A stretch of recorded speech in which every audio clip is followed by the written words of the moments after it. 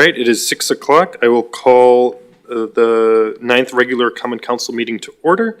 Will the clerk please state the quote of the day?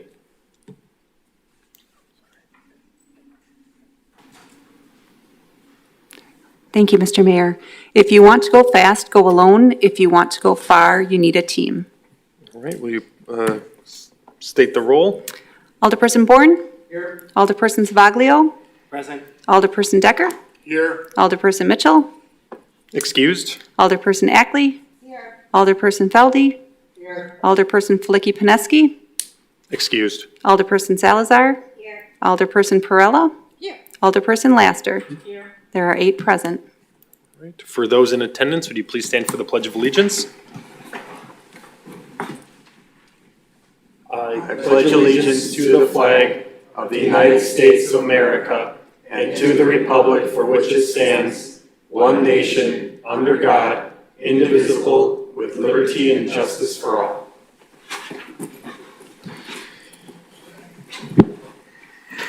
All right, 1.3, approval of the minutes. Alderperson Feldy? I move to approve. There's been a motion and a second. Any discussion on the minutes? Seeing none, all those in favor, please state aye. Aye. Anyone opposed? Minutes are approved. 1.4, resignation. Assistant City Attorney Cameron? Thank you. Item 1.4 is a resignation of Sammy Yang from the Senior Activity Center Commission, effective immediately. All right, Alderperson Feldy? Thank you, Mayor. I move to receive and file. There's been a motion and second. Any discussion? Seeing none, all those in favor of accepting the resignation, please state aye. Aye. Anyone opposed? That's accepted. 1.5, confirmation of mayoral appointments. Assistant City Attorney? This is a submission of Monica Hart to the Mayor's International Committee with a term expiring April 18th, 2022. Alderperson Feldy? I move to confirm. Motion and second. Any discussion? Seeing none, this is a roll call vote.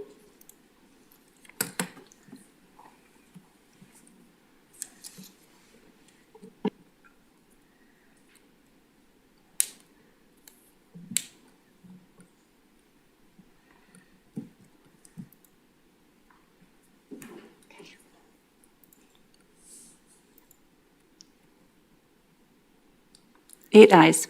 All right, that's approved. Anyone for public forum? Nobody this evening. All right, we'll jump into a presentation from Sheboygan Justice Equity Initiative. Today we have Kristen Stearns from Lakeshore Community Health, who is a member of the committee. You want to go to the podium? Yep. No, it's all good. So just to kind of tee up the conversation of how this started. So over the last few decades, obviously folks know that Sheboygan is a changing and ever-evolving community where our residents are becoming more rich, more diverse, and our community is becoming much more reflective as we move forward. So over the past few months, actually past year and a half maybe, there have been several discussions from different community groups going on just in terms of how we approach diversity, equity, inclusion, and belonging in this community.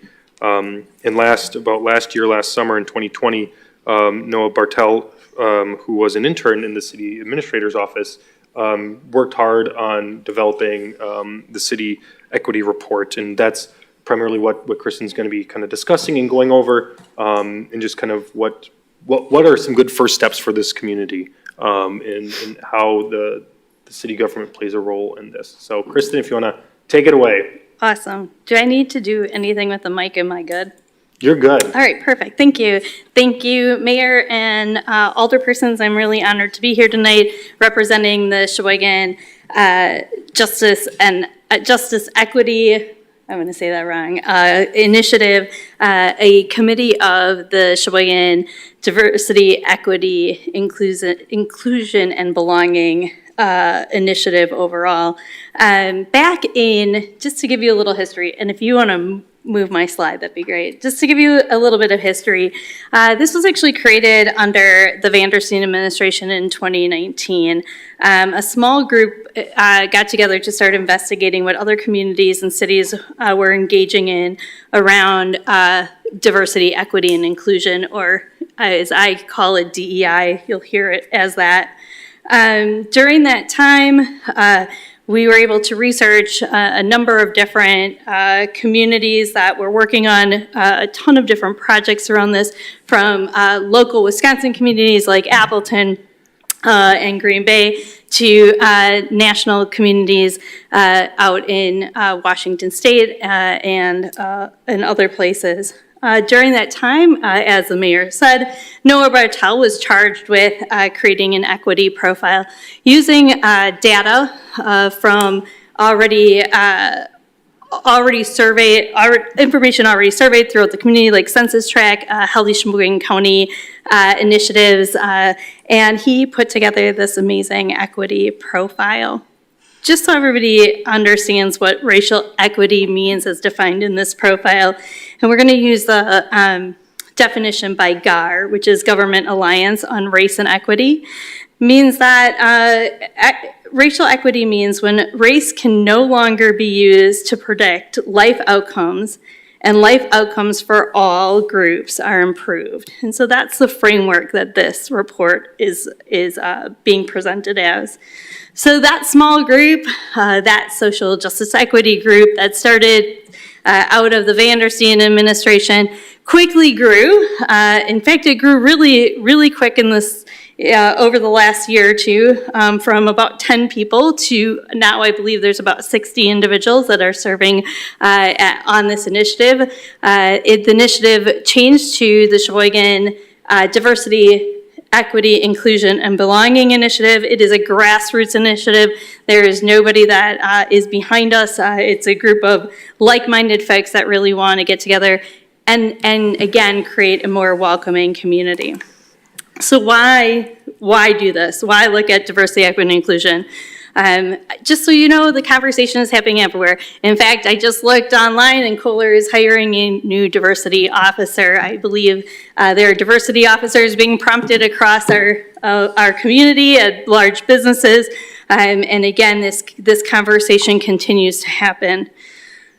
So understanding diversity, equity, and inclusion in our changing community really helps platform workforce development, economic impact, growth, policy, budgets, and investment decisions. And so that's why we're here tonight.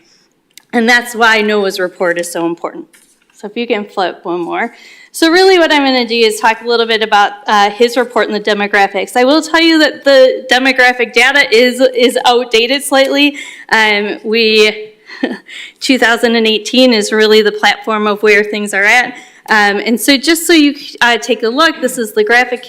I believe you guys can all see this on your beautiful screens. It's so small up there, so I apologize.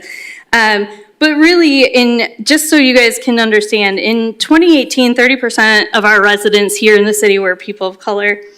That percent grew from 2000 by 183%. So we have seen a rapid growth in 18 years in the change and diversity of our city. 45% of our 5,500 Asian and Pacific Island residents are immigrants, refugees, and 28% of our residents are people of color, with the majority being Asian, Pacific Islander, and Hispanic Latino.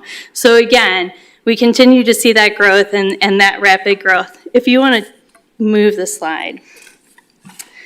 So what does that mean for our population? Well, you'd think that because of all that growth and the 138% increase, that our population in the city of Sheboygan was also growing. At least I would, but it's not. In fact, we're seeing a decrease in our population, and our population has decreased from 2,000, has been about 2,250 people. Our median age is 35, which has remained stable over the past 2 decades, with our white population median age being 44. And again, the reason to talk about this is we continue to see that decline in our population, which affects our workforce, our economic impact, and what we're doing in our city. If you can please move one more. So it's interesting that for the first time ever in the history of the Sheboygan Area School District, the 2020-2022 school year, Sheboygan Area School District became a majority-minority district. So we now have a greater minority or people of color student population going to our schools. Again, really important as we think about workforce and developing our students and really making Sheboygan welcoming and getting our students to stay here to work, right? We also know that 17% of our household incomes are less than $25,000 per year, and that the median income in the city of Sheboygan is $41,000. Just so you get, and I always say this because I work in a field in which we talk a lot about socioeconomics.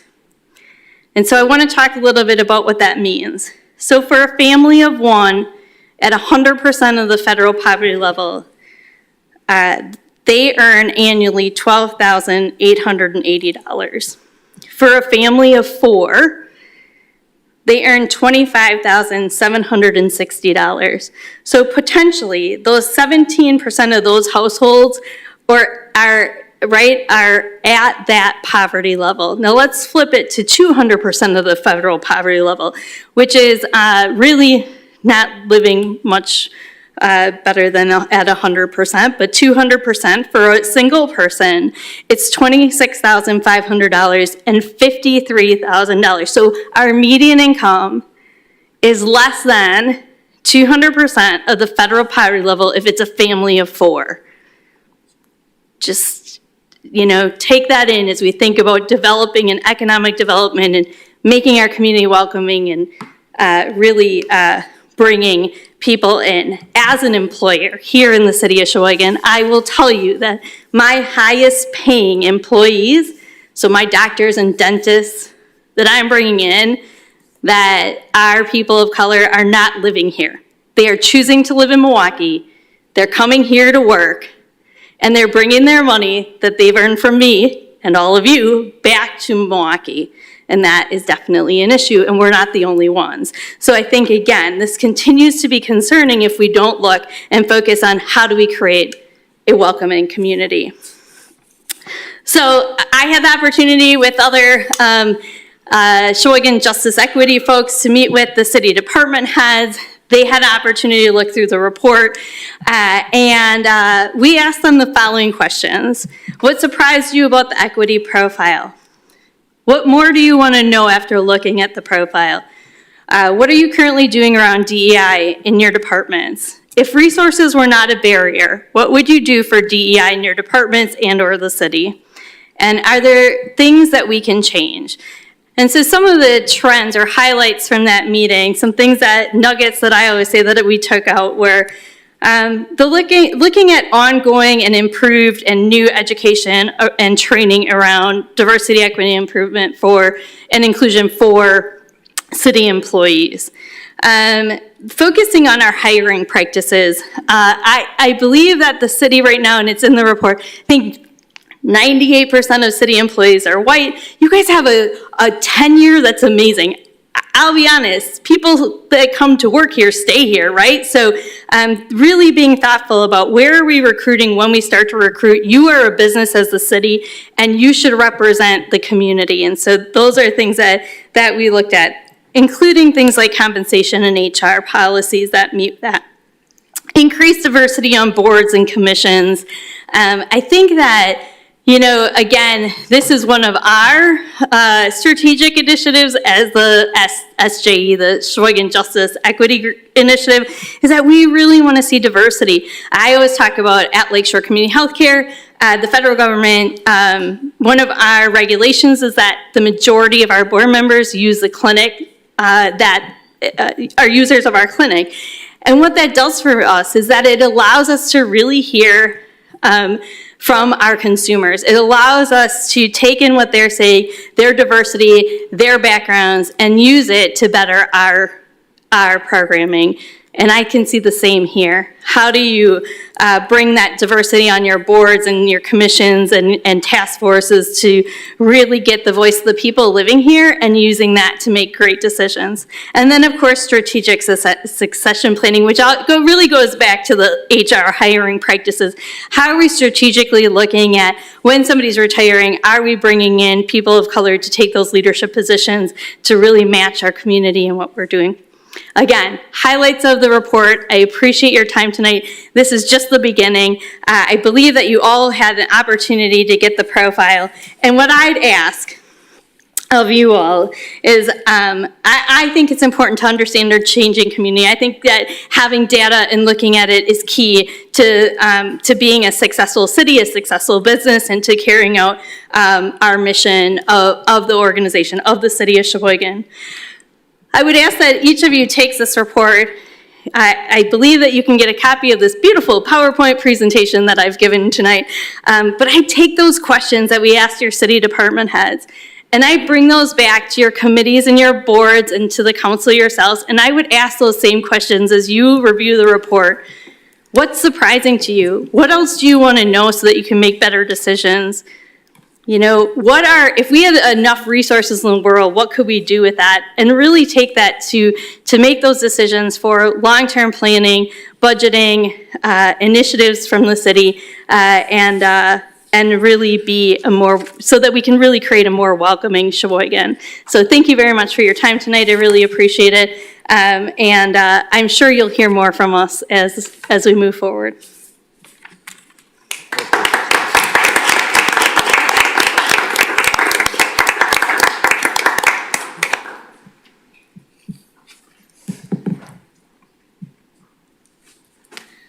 All right, thanks, Kristen, for that presentation. And I do just want to give a few shout outs to other members that are involved in this project as well. Kyle Welton, Dominique Lee, Abby Block, Maeve Quinn, Nancy Merriang, Rebecca Clark, Alderwoman Amanda Salazar, Kristen Stearns, Santino Laster, Melissa Prentice, Noah Bartel, Marilyn Donahue, and of course myself. I know that this is definitely a larger topic that we'll be having more conversations down the lines.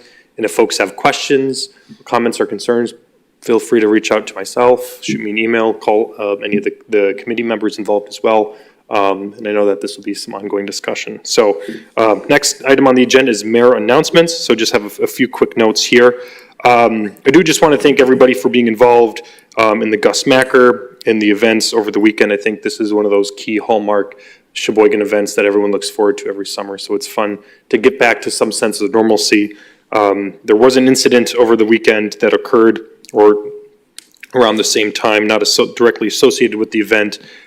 City folks are aware of this. We're addressing this situation, and we're hopefully that we can heal and move forward from this. American Rescue Plan Advisory Committees and Councils, these are being formed. Sent a message to council members as well that want to be involved and participate in these advisory committees with public and private partnerships in terms of how we can make key investments in our community around areas of housing, mental health, childcare, transit, as well as workforce development. The other week, Secretary of Administration Joel Brennan was in town and awarded the city of Sheboygan a $50,000 grant for Wisconsin for their coastal management program. So this is an exciting hallmark and highlight for the community in terms of how we can make sure that our shorelines are protected and our natural resources are invested in. I signed on a letter the other week with 370 mayors all across the country urging Congress to act on the bipartisan infrastructure bill, and it's exciting to see that this bill has been drafted, calling on members of Congress to make key financial investments that help directly benefit local governments in investing in key areas of infrastructure. So would encourage folks watching and on the council and that are participating to stay involved and engaged, contact your member of Congress and talk to them about how important investing in local infrastructure is. So this will be exciting to see moving down the line. A fun announcement this morning. Sheboygan was ranked the #3 best community in the country as one of the best manufacturing communities in the United States by the Business Facilities Ranking Report. So I think that this shows our resilience and strength as a community, in some of the strong work ethic that we have, the commitment to working hard and providing products for everybody, and to show that we are truly recovering from this economic struggle. So with that, move on to proclamations. First order of business, or only proclamation today, whereas Sheboygan recognizes the importance of having a strong and healthy community, and whereas community health centers provide high-quality, affordable, comprehensive primary and preventative health care to our underserved populations, and whereas community health centers serve as beacons of strength, service, and care for Sheboygan and throughout the surrounding Lakeshore community, whereas community health centers develop new approaches to integrating a wide range of services beyond primary care, including oral health, vision, behavioral health, pharmacy services to those in need and meet the challenges of their communities, whereas community health centers are a critical element to the healthcare system that they serve both urban and rural populations in providing the only accessible and depending source of care in certain areas of communities. And whereas community health centers are on the front lines of the emergent health care crisis and playing a key role in providing access for care all across our nation, helping supporting veterans, addressing the opioid epidemic, and responding to public health threats and challenges, including the COVID-19 pandemic. So now I, therefore Ryan Sorensen, Mayor of the City of Sheboygan, do hereby proclaim the week of August 8th through the 14th as Community Health Centers Week. And here today to accept the proclamation is Kristen Stearns and her crew from Lakeshore Community Healthcare. So come on up, everybody. I present you this award. Do you have any comments that you would like to make, or additional ones? I don't know if I made a lot do. of comments today. Here you go. Oh, you need to get in Okay. here.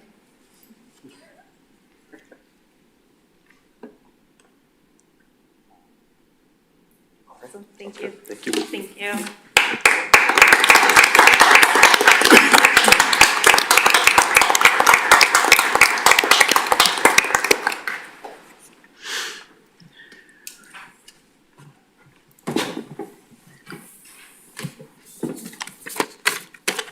All right. We'll move on to the consent agenda. Items 2.2 through 2.17. Alderperson Feldy. Thank you, Mayor. I move to receive and file all ROs, receive all RCs, and adopt all resolutions and ordinances. It's been a motion second on the consent agenda. Any discussion on any items on the consent agenda? Alderperson Boren? Thank you, Mayor. I had a question for the Licensing, Hearing, and Public Safety Committee on item 2.12 regarding that nuisance bar on Michigan Avenue. What did the committee decide to do on that? Barb, you're the chair of that. I'll go. You want to address that one? Yes. Yes, we asked the question because we're kind of stuck between a rock and a hard place. We want to make the constituents happy, the people that live in that neighborhood, but also the business. And he is only open on Friday and Saturday nights, very limited time. Here's the hard part, they don't start until 11 o'clock at night. So, and that's the hardest part, is because that's when people are going to bed and, kids are sleeping and they don't want them woke up. So, we recommended that they work with the local police. If it's too loud, to please call it into the police department and they will go. They don't have a decimal meter where they can really measure the amount of output that there is from music. But if the police are called often enough, that will be record. And he is also going to work to, try to keep the tone down a little bit, but, it's hard. It's in a neighborhood. Most of it due to stuff that was going on inside the premises, or also stuff that was going on outside in the parking lot, or? It's inside, I Inside? believe. Yeah, Okay. yeah. And Leslie's It's shaking her strictly head, so. It's not a bar like we're used to, it's a musical venue. And so it sounds like every time the door opens, if people leave, the sound comes out. So he has looked at the cost to soundproof, get a double door, but I think money was the issue for him at this time. Yes. So the recommendation really was to, monitor it and work with the police station, and hopefully we'll come to a happy medium, not have to do anything with them. Thank you. Any other discussion on the consent agenda? Seeing none, this is a roll call vote, so please look at your board docs.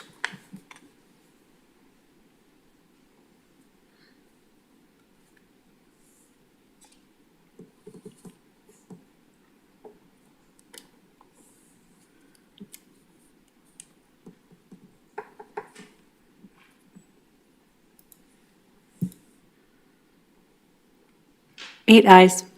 Right, the consent agenda is approved. Moving along to reports of officers, items 3.1 and 3.2 will lay over. Items 3.3 through 3.5 will be referred to a variety of committees. We'll jump into resolutions. Item 4.1, resolution number 40-21-22 by Alderpersons Feldy, Flicky, Pineski, authorizing the appropriate city officials to execute all necessary documents to enroll the city in the Apple Developer Program in support of city's implementation of My Civic. Alderperson Feldy, Thank you, Mayor. I move to suspend the rules. any objection to suspension? Seeing none, please proceed.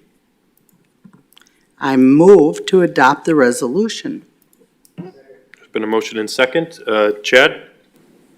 Thank you, Mayor. So the reason for the adoption is, for the suspension is we're under contract with Tyler Munis to develop the My Civic app. And in order to get this app in the Apple Store, we have to consent to the terms and conditions of this agreement. So the reason we've asked for a suspension of the rules is because the developer is working aggressively on it, and we're hoping to launch that app in the coming weeks, and that way it'll be available for Apple users in the Apple Store. Any questions on this item? All right, this is a roll call vote, so please check your board docs. Grazia, did you have feedback? I just wanted to know if there is an additional cost to the app or not?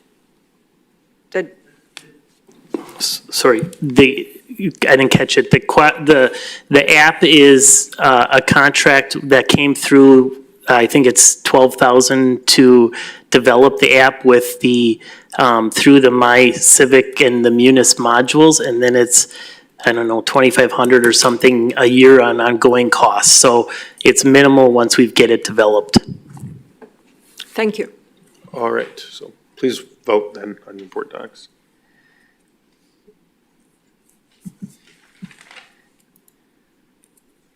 Eight ayes. That's approved. All right, items 4.2 through 4.5 will be referred to a variety of committees.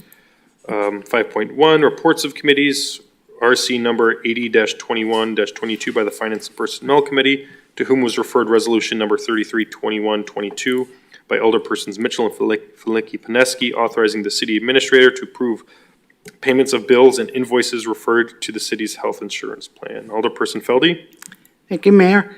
I move to receive the RC and adopt the resolution. been a motion second. Any discussion? Seeing none, that's a roll call vote. Please refer to your board docs.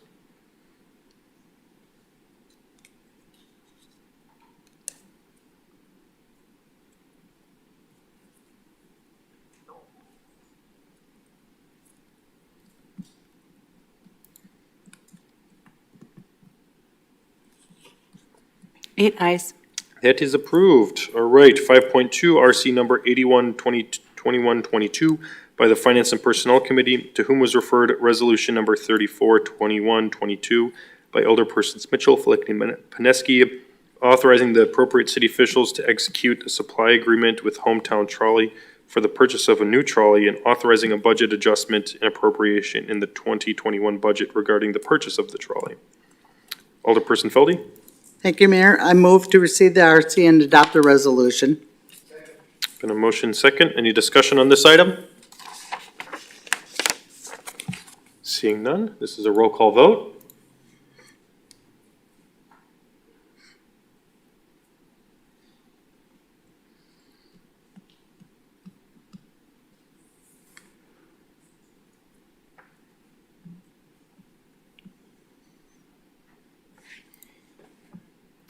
8 ayes. That's approved. 5.3, RC number 822122 by the Finance and Personnel Committee, to whom was referred resolution number 352122 by Alderpersons Mitchell and Filicki-Pineski, authorizing a budget adjustment and appropriation in the 2021 budget for the Tyler Technologies Develop Chart of Accounts redesign. Alderperson Feldy? Thank you, Mayor. I move to receive the RC and adopt the resolution. Been a motion and second. Any discussion on this item? Seeing none, this is a roll call vote.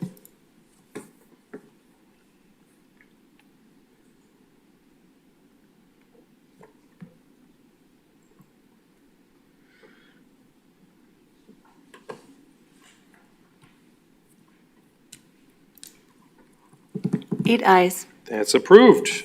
Items 6.1 through 6.4 will be referred to a variety of committees. Other matters laid over. City Attorney? Item 7.1 is RO number 572122 from the city clerk, submitting various license applications for the period ending June 30th, 2022. And that will be referred to the Licensing Hearings and Public Safety Committee. We have exhausted the agenda. Is there a motion to adjourn? Alderperson Feldy? I move to adjourn. There's been a motion and second. All those in favor of adjourning, please state aye. Aye. Anyone opposed? We're adjourned at 6:31. Quick meeting. Good night, everyone.